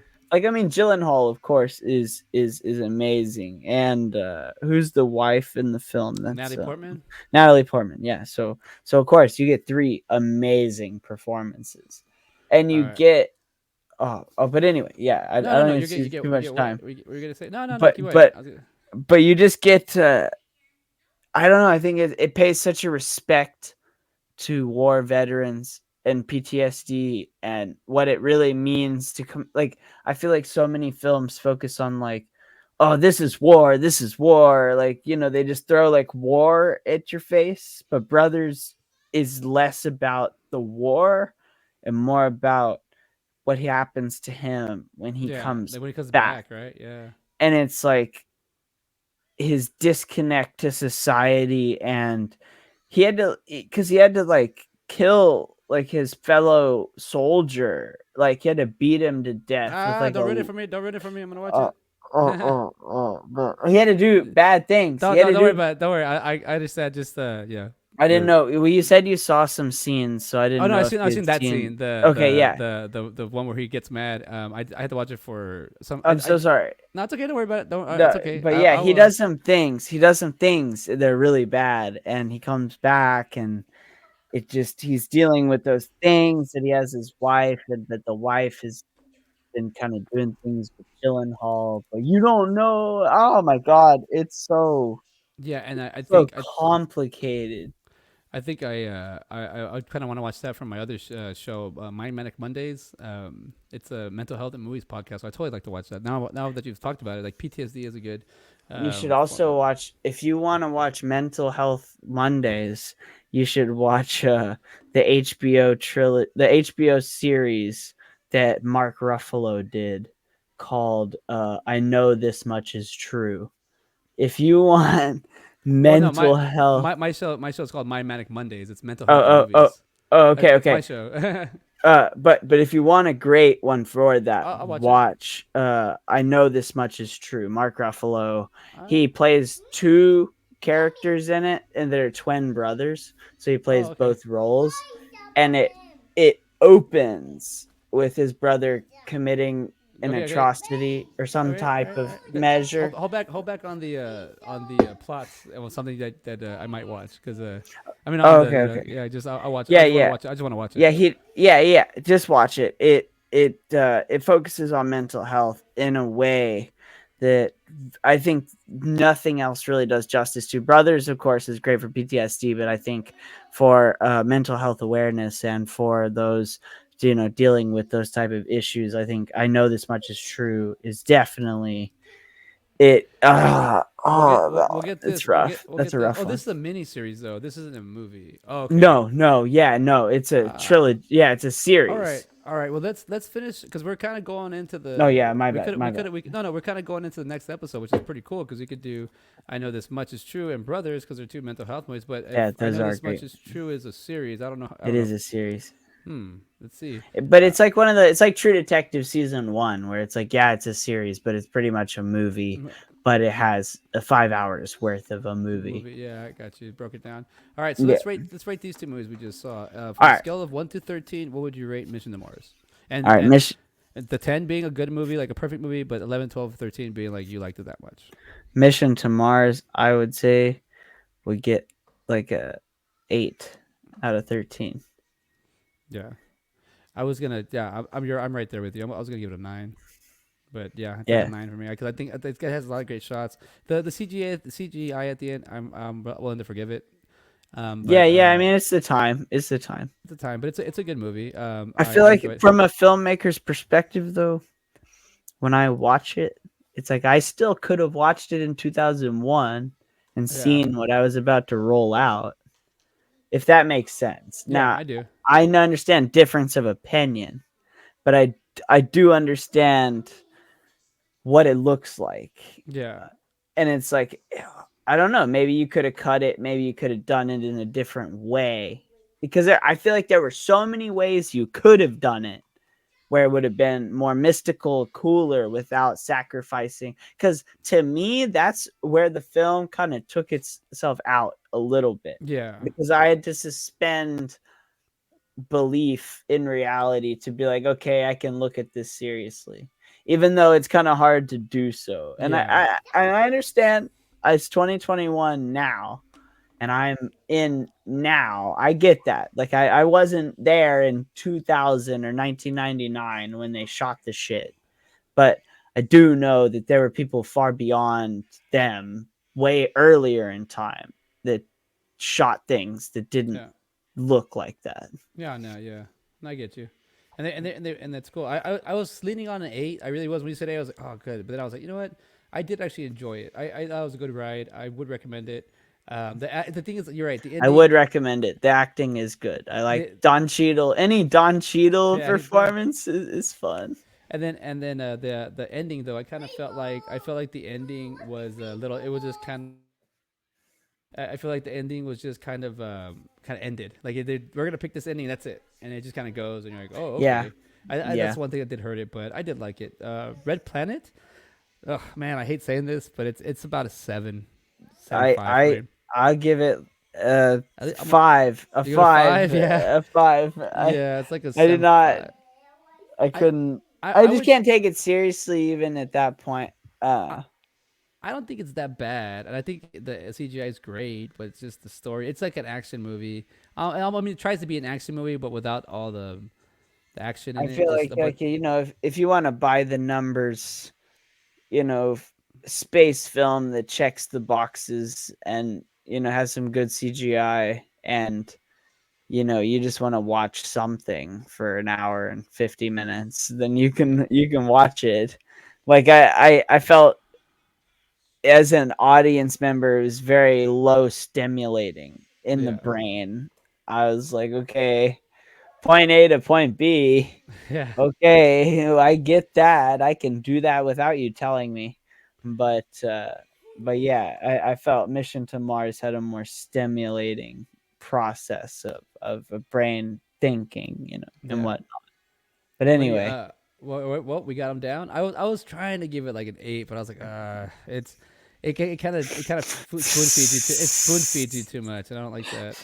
It is yeah. a little crazy. I don't mind it. It is well made, but I just I like Val Kilmer's performance. I like Carrie Ann Moss's performance. I thought it was Yes, yeah. decent, but there was a lot of flaws, a lot of weakness. So now we're moving on to next week's episode. What two movies did you think can you pull from this movie that you think that are linked, or because Heat was brought up? Is there Would you want to watch something like Heat and maybe another mobster movie like Carlito's Way, both with Al Pacino, or would you want anything if you can pull anything from here, or topics? We brought up Mm, Brothers. If you want to watch yeah. Brothers with another movie, or like maybe like Uh I'm is trying to there think. Let me think. There's a lot of it's cool that you could suggest I get to suggest maybe even a topic we could do. yeah, I mean, Um even if it's just a movie you want to watch and there's two other ones and they don't have nothing to do with these ones, it's side by side. We do whatever we want. I feel like there's some great movies we could watch and let me think. Um oh, okay, maybe we could even go the western route and We do westerns here. What do you want to watch? we could watch I want to watch No Country for Old Men Okay. and True Grit because they're both made by the Coen brothers, but one's a modern western, but then one is a remake and Of an old one. it's an old fashioned western, and they made them right after one another. So it's interesting that they did those two westerns in their career, and then they kind of ventured off after that. Uh, but that would be pretty fun. I have this one acid western that I have called Dead Man. It has Johnny Depp in it. It's Oh, a black and white acid western. yes, yeah. It's from like 1994. Yeah. Yeah, yeah, I have that one on my shelf. That's a real out there one. Uh, but I recently watched True Grit and truly appreciated it. Also, we could watch Buster Scruggs. I saw that The one. We did that one That for one you. was awesome. Yeah, That we did was that so. for. It's funny you He said that did. because we did Cohen Brothers versus Farley, or compared to Farley Brothers on this side by side, and then on Yeah, rewatch right now my other show we did the Ballad of Buster Scruggs. that was That's a awesome, good one dude. too. So all right, He let's talks so much fancy shit in that movie, dude. The way yeah, he talks, and he still gets taken out. and he kicks the All right. table. So Oh, you want to do because you could even do like True Grit, but we're doing westerns right now because I was thinking Unforgiven because there is a Unforgiven's good. We could do Tombstone. we did Tombstone Oh, already. okay, okay, okay. Yeah, Yeah, we did Tombstone. Tombstone and That's Wyatt my Earp. favorite. We did it together. Wyatt Earp did not know it's 3.5 hours long. We could do. Uh, I I trying to. have I have No Country for Old Men in the slot. I think we're gonna go with that one for sure. I love that movie. Yeah, that Um, one's great. We could do No Country for Old Men and There Will Be Blood. They were the two competing best they did best. That's like they were both competing for best film at Oscars. I mean, that was both both shot in Texas, but I don't know. It's kind I, of a I, stretch. I'll do that. I mean, that's not. I mean, you're giving me a lot of yeses. So I would like for you to narrow it down. Whatever you want to compare, I'll pick No Country for Old Men. Whatever slide you want to pick, as long as we haven't done it, we'll do it. Because you're picking up so many good balances. Like I can't say no to any of it. So I'll let you pick the second movie because I'll definitely pick No Country. Okay, so if you're gonna do No Country for Old Men, then I definitely think. Let me hang on. I'm gonna step away. Let me look at my All right, films. I'm gonna talk about No Country for Old Men real quick. No Country for Old Men, 2007, rated R, 2 hours and 2 minutes. Crime drama thriller. Violence and mayhem ensue after a hunter stumbles upon a drug deal gone wrong and more than $2 million in cash near the Rio Grande. Hey, I'm actually on the Rio Grande as we speak. Directors Ethan and Joel Cohen. Writers Joel Cohen, Ethan Cohen, and the novel off of Carmack McCarthy. Stars Tommy Lee Jones, Javier Bardem, and Josh Brolin. All right, all right, all right, all right. This is gonna be. I really like this. Enjoy this movie. Also, the other one, if I were to do this, would be Hell or High Water. I like that one. I feel like that would be a good one. Let's see what else they got here. They do have it here. There Will Be Blood, right, compared with it. Shutter Island, the Django, and Inglorious Bastards, off of IMDb. I think I would also like to watch. Let's see. So I have True Grit up. What is this one from? 2010, right? PG-13, 1 hour, 50 minutes. Drama Western. Stubborn teenager enlists the help of a tough U.S. Marshal to track down her father's murderer. Directors Ethan We could and also do. We could even do Fargo, because in Fargo it's all about money, just like in No Country for Old Men. Like the whole premise is based on the suitcase full of money in Fargo. Who is it? William H Macy is like trying to run all those schemes. Where he's do you trying to wanna do you trying wanna to do you wanna go Fargo? I would actually really like to do Fargo, because that's a movie that I've never really talked too much about, but I really appreciate. Uh, and it has that great snow, the part where he's grinding the The bodies body, in the yeah. plow, and it's grinding All right, all right, red. all right, all right, all right. Yeah, you're jumping ahead. You're jumping ahead. Chill, chill, chill, Oh chill, man, yeah, chill. All that right, yeah, all shot right. though We'll is do this. We'll do awesome. this. We'll do this. Check it out. Fargo, 1996, rated R, 1 hour, 38 minutes. Crime thriller. Minnesota car salesman Jerry Lundegaard. It London Guard, Lundegaard's or is it London Guard? I don't know exactly what it is. Lundegaard's Yeah, in-depth crime falls apart due to his henchman's bungling and the persistent police work of the quiet, pregnant Marge Gunderson. Uncredited directors are Joel and Ethan Cohen. That's funny. Writers Joel and Ethan uncredited. Cohen. Yeah, it says uncredited. Yeah, And right. then stars William H. Macy, Francis McDormand, and Steve Yep. Buscemi. All Yep. right, so we're doing that and No Country for Old Men. So that's what we're jumping into. Well, I'd like to thank you, Cole, for coming and being a sub. And we'll get you to next week's episode. You've survived the round. We'll go to another round. Yeah. I'm looking forward to it. That's what Side by Side's about. Side by Side's just about we watch football movies when we can. If you go back and just kind of look at you don't have to watch the movies. Just see the ones we've done and compare them. And you'll be like, oh, these guys have gone a lot. We tend to do comedy, so it's really cool that we went this sci-fi adventure, and now we're going to this like crime drama True thing. crime. Yeah. Yeah, it's pretty cool, and it's also like gonna be Christmas, and we're doing a snow stuff, so it's pretty Yeah, cool. it's cool too. I think No Country for Old Men. I don't know if it's winter time in that one. I know it gets cold because because they're in South Texas. I don't know if I Yeah. think it's South Texas is where they Yeah, are. well, they're actually in the city of Del Rio, which is the city I'm in right now as we speak. I'm in the actual city Oh, of Del Rio, cool. That's and they're cool. and there because it says it here that it says violence and mayhem ensue after a hunter stumbles upon a drug deal gone wrong and more than $2 million in cash near the Rio Grande. And I'm like, well, I'm Yeah. in the Rio Grande right now. And then So, Fargo is over $1 million. and This is what Minnesota, yeah. I love that the and they're both done by the Coen brothers, so yeah, both that's cool. films, so that's cool. But I We're love bringing that back the the Coen Coens. brothers, they always carry, maybe not as much in No Country for Old Men, but even in that movie a little bit. They always carry this sense of humor, Yeah. in their films. They always have this like it's either a running joke or a just some sense of wackiness to their Yeah. worlds that they always. I don't know if No Country for Old Men did that though, because it's We'll find out. pretty We'll dip into it. We'll pretty dip into serious. it. But But yeah, yeah, we'll talk about it. But we'll talk anyway, about it. yeah. Well, I'm about to log us off, Cole. We can still keep talking afterwards, but I gotta say bye to everybody. So say Yep. bye to everybody. Bye. It was nice to talk. All right. Peace out.